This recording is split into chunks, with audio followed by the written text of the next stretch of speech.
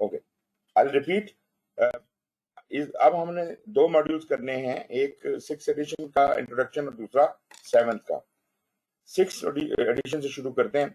6th addition में naturally ये तो नहीं कह सकते कि ये ऑब्सोलीट हो गया है। हाँ, अलबत्ता 7th एडिशन आने की वजह से अब लाजमी बात है कि इसमें भी कुछ ऐसी चीजें हैं जो अभी 7th में नहीं है, लेकिन अ, काफी हद तक 7th जो है वो ग्राउंड को कवर करता है। लेकिन अच्छी बात यह है कि वो ज्यादा एजाइल है।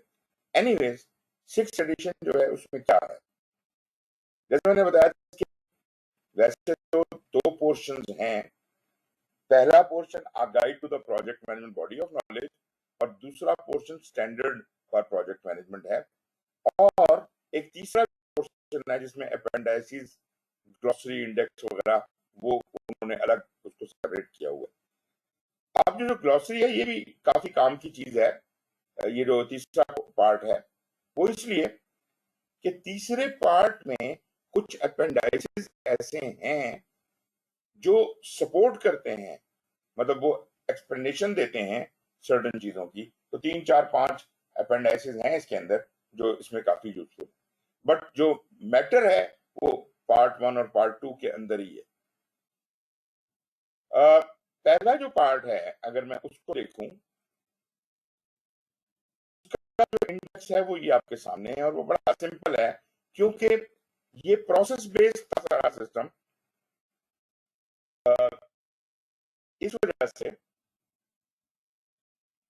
इसमें प्रोसेसेस को किया स्पेशलाइजेशन के अंदर ये, तो ये एक तरह से इजी टू अंडरस्टैंड था जरूर, लेकिन चूंकि उन्होंने वैल्यू ड्रिवन जाना था ये चीज अब, मगर जो अंदर इंटरेक्शन है चीजों का अगर खास तौर पे प्रेडिक्ट के पॉइंट से सोचा जाए तो वो अभी भी वैलिड है ऐसे बताओ।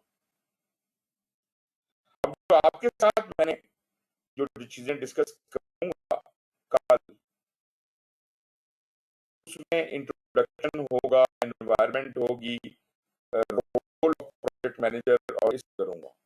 एक्सेप्ट स्केड्यूल में फलानी चीज तो उसको मैं कोर्स का पार्ट नहीं।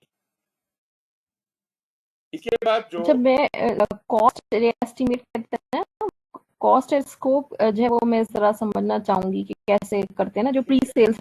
थोड़ा थोड़ा एड्रेस। जी। अच्छा, अब ये जो था ये मैंने नॉलेज एरियाज में प्रोसेसेस ग्रुप की गई थी।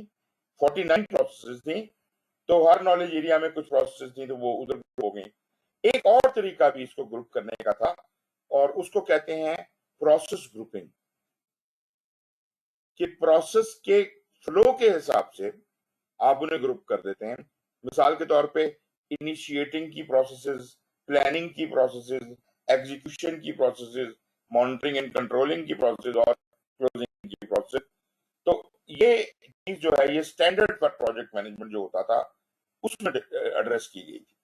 उसमें पहला चैप्टर जो था वो इंट्रोडक्शन पे था, दूसरा चैप्टर इनिशिएशन पे था, तीसरा प्लानिंग, चौथा एग्जीक्यूशन, पांचवा मॉनिटरिंग एंड कंट्रोल और छठा क्लोजिंग पे। बात दोनों एडिशंस एक ही कर रहे थे, लेकिन आप यूं समझिए कि 49 प्रोसेसेस को देखने के लिए दो अलग अलग विंडोज हैं। एक नॉलेज एरिया की विंडोज है जो कि 10 विंडोज हैं। नॉलेज एरिया 10 डिफरेंट विंडोज से देखा जा सकता है, तो उसमें हमें ग्रुपिंग कोई और नजर आती है। और जब इन्हीं 49 प्रोसेसेस को हम 5 प्रोसेस ग्रुप्स की विंडो से देखते हैं दूसरी तरफ से, तो उसकी ग्रुपिंग कुछ और नजर आती है, लेकिन प्रोसेस वही है 49। अब इनकी आपस की मैपिंग को समझना है, उस पर मैं थोड़ा सा टाइम बाद में लूंगा, लेकिन इस वक्त तो खैर मैं इंट्रोड्यूस कर रहा हूं। तो ये था जी chapter 2, sorry part 2, standard for project management. तीसरी चीज थी अपेंडाइसिस, ग्लॉसरी एंड इंडेक्स। इसमें क्या है, इसमें 5 अपेंडिक्स हैं। पहला दूसरा अपेंडिक्स तो आप छोड़ दें, पहले में सिर्फ ये बताया है कि 5th एडिशन से 6 के अंदर आने के लिए क्या चेंजेस हुई हैं। और जो अपेंडिक्स X2 है वो कह रहा है स्टैंडर्ड को लिखने के लिए, इसमें मैंने तमाम स्टैंडर्ड अपेंडिक्स रखा है, वो एक्सप्लेन कर, वो इन चीजों को एक्सप्लेन नहीं किया गया ज्यादा। नेशन की हद तक तो ठीक है, बात हो रही है। फिर जब हम X4 जो 13 चैप्टर हैं इसके नॉलेज एरियाज हैं, उनकी सबमिटर में क्या खास पॉइंट्स है, which is again वो है समझ। अब अप्रोचेस चेंज करनी पड़ती हैं, भी एनालिसिस कर दी, और ये भी बता सिक्स एडिशन की बात कर रहा हूँ। तो हम जगह के ऊपर सेवंथ एडिशन में उसने प्रोसेस आप कैसे करते हैं, हमें इस चैप्टर में जो भी, लेकिन वही बात के हजरिबन से काफी हद तक चीजों का मन छोड़ना पड़ता। जो पार्ट 1 था उसको हम जरा तफसील से पढ़ाते थे, क्योंकि उसमें सारे नॉलेज एरियाज थे, 13 चैप्टर थे, फोकस ज्यादा उस पर करते थे, और जो स्टैंडर्ड था उसको हम ज्यादा फोकस नहीं किया करते थे, क्योंकि वही चीजें रिपीट हो रही होती थी उसके अंदर। तो इंट्रोडक्शन के अंदर जो पहला चैप्टर है, पहला, दूसरा और तीसरा हमारे लिए ज्यादा इंपॉर्टेंट था, जो कि मैंने आपके साथ कवर भी करने। पहले चैप्टर के अंदर पहला है the standard for project management को डिफाइन किया गया है, उसकी कॉमन वोकेबलरी की बात की गई है, कोड ऑफ एथिक्स और प्रोफेशनल कंडक्ट, जो कि मैंने आपको बताया था कि एक अलग किताबचा सा बना दिया है पीएमआई ने, जो ऑल सर्टिफिकेशंस के लिए कोड ऑफ एथिक्स की किताब है। इससे पेशतर, 6th एडिशन से पेशतर पीएमबीओके में कोड ऑफ एथिक्स नहीं थे।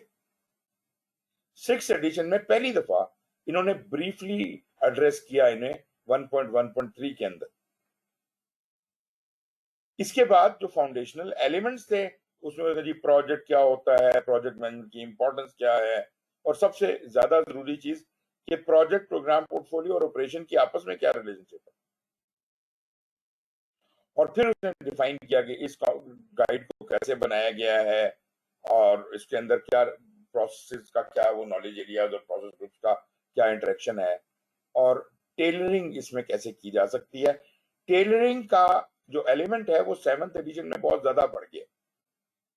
आप यूं समझिए कि यहाँ पे उसने इशारा दिया था कि टेलरिंग भी कोई चीज है, आपको अपनी जरूरत के हिसाब से अपने सोल्यूशन को आप टेलर भी कर सकते हैं, अपना मेथोडोलॉजी आप चेंज भी कर सकते हैं या टेलर कर सकते हैं कि मेरी जरूरत के हिसाब से कौन सी मेथोडोलॉजी लगेगी। लेकिन 7th में तो उसने बिल्कुल फ्लेक्सिबल कर दिया। फिर जनाब एक और इंपॉर्टेंट टॉपिक यहाँ था जो इन्होंने इंट्रोड्यूस किया था, प्रोजेक्ट मैनेजमेंट बिजनेस डॉक्यूमेंट्स का। पहले हम इन बिजनेस डॉक्यूमेंट्स को एज सच सिर्फ बिजनेस एनालिसिस की रिपोर्ट या फिजिबिलिटी और उस तरह से जानते थे, लेकिन अब उन्होंने स्पेसिफाई कर दिया खास तौर पे कि बिजनेस डॉक्यूमेंट में सिर्फ ये बिजनेस फिजिबिलिटी नहीं होती या बिजनेस केस नहीं होता, बल्कि बेनिफिट मैनेजमेंट जो एक स्टैंडर्ड अलग से मौजूद है, बेनिफिट मैनेजमेंट प्लान भी इसका हिस्सा है।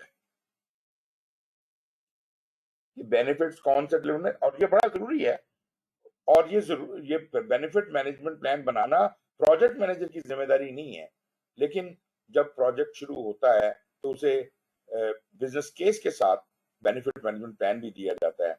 ये बनते हैं दोनों मिलके बिजनेस डॉक्यूमेंट। फिर ये इंशाल्लाह कल मैं इनके ऊपर बात करूंगा, ये इसकी तफसीलात हैं, और फिर हम तीनों चैप्टर्स को कवर करेंगे। Enterprise non factor process second chapter है, उसके अंदर बात होती है कि वो कौन से ऐसे फैक्टर्स हैं, ऑर्गेनाइजेशनल फैक्टर्स हैं या एंटरप्राइज एक्सटर्नल या इंटरनल फैक्टर्स हैं जो आपके प्रोजेक्ट को इम्पैक्ट कर सकते हैं। और ऑर्गेनाइजेशनल प्रोसेस एसेट्स हैं कि आपकी ऑर्गेनाइजेशन के असूल ज़वाबित, कागजात, बैकअप, ये वो क्या हैं जो हमारे प्रोजेक्ट में मुफीद साबित हो सकते हैं। तीसरा चैप्टर जो है वो है उसका रोल ऑफ प्रोजेक्ट मैनेजर का।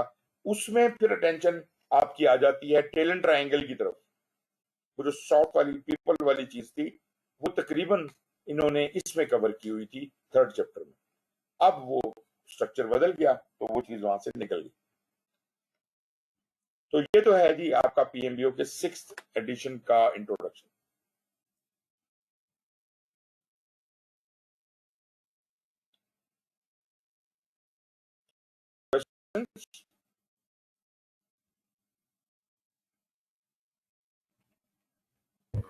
No sir.